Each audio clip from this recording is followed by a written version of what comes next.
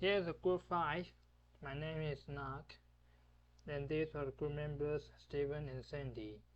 Today I'm gonna give a verbal final report about the transport phenomena. Parallel desk viscometer. A fluid whose viscosity is to be measured is placed in the gap of thickness B between the two disks of radius r. So here is the thickness B, and here is the radius r. One measure the torque tau subscript z required to turn the upper disk at the angular velocity omega. So this upper disk will spin at the velocity of omega. Develop the formula for deducing the viscosity from this measurement, assuming this is a creeping flow. And here I have a video from YouTube. Rotate at a velocity of 1 radians per second. Then use a pipette to load the sample from the side of the plate. The rotation of the geometry will drag the liquid sample to the center of the plate. After loading, directly go to the final test gap. Wipe out or use a pipette to take out the additional sample from the edge of the plate. Stop the geometry rotation. You are now ready to start your test. Using this sample loading method, you can easily inject the sample to the center of the geometry without introducing any bubbles. Okay. Write down the resulting simplified equation of a continuity and motion. The B is represent the distance between the two parallel disks along the z-axis. So here is the B, the thickness B.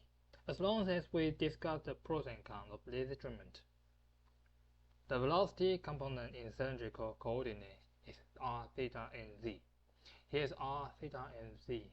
Because the motion of fluid is only depend on the theta direction, so it is independent of the r and z. Otherwise, the fluid should be out of the parallel plate, so the velocity of r and z is equal to 0. And because the velocity in theta direction is varied with radius, the velocity in theta direction is function of the unique z. So it only depends on the z. Next, we postulate that the pressure in the fluid is depend on the r and z. And then we assume this is incompressible flow. But here I want to mention that the density is a function of temperature. So this experiment should be in a constant temperature condition. Otherwise, the density will change when temperature change. So here is the equation of continuity. And you see when density is constant, so here this term is vanished.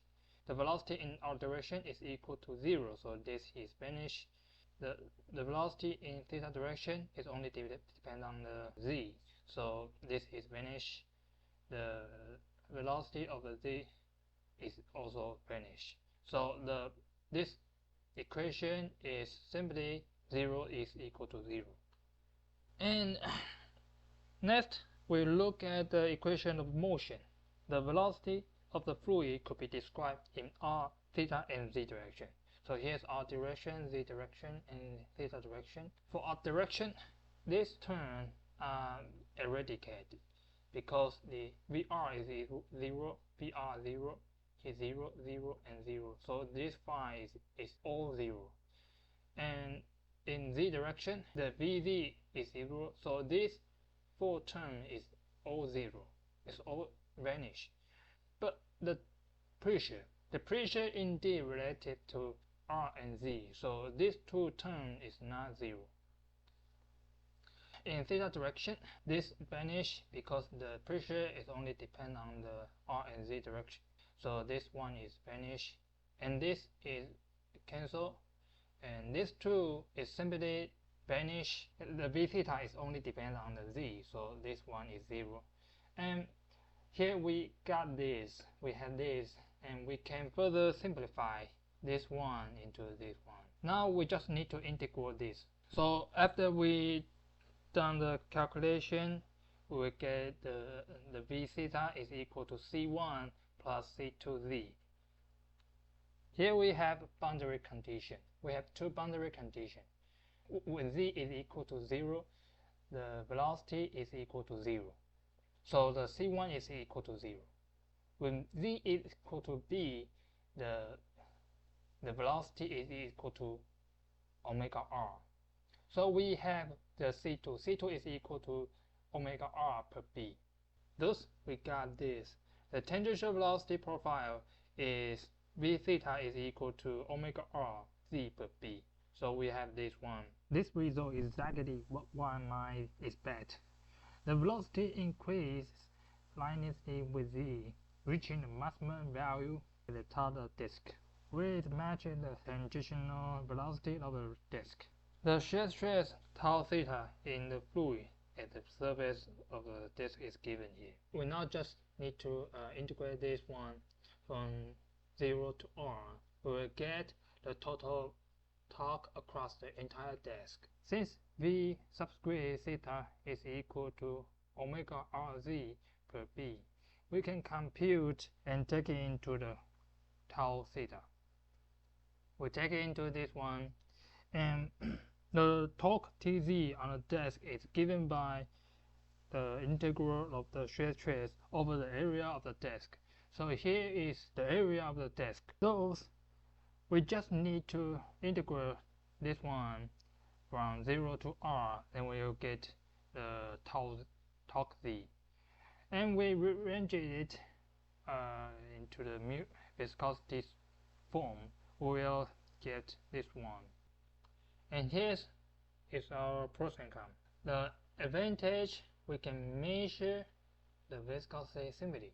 We just need to put a little bit volume of the solvent or fluid into the machine, give it an non-expansion work. It will give me a viscosity, no matter it is highly viscous fluid or low viscous fluid, it will give me a viscosity.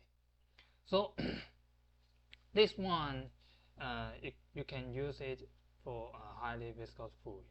Disadvantage, it is only suitable for creeping flow because we derivative this is based on the creeping flow. The fluid might flow out or splash on the disk edge. If the fluid is volatile or lacks sufficient surface tension, it becomes difficult to maintain the liquid volume.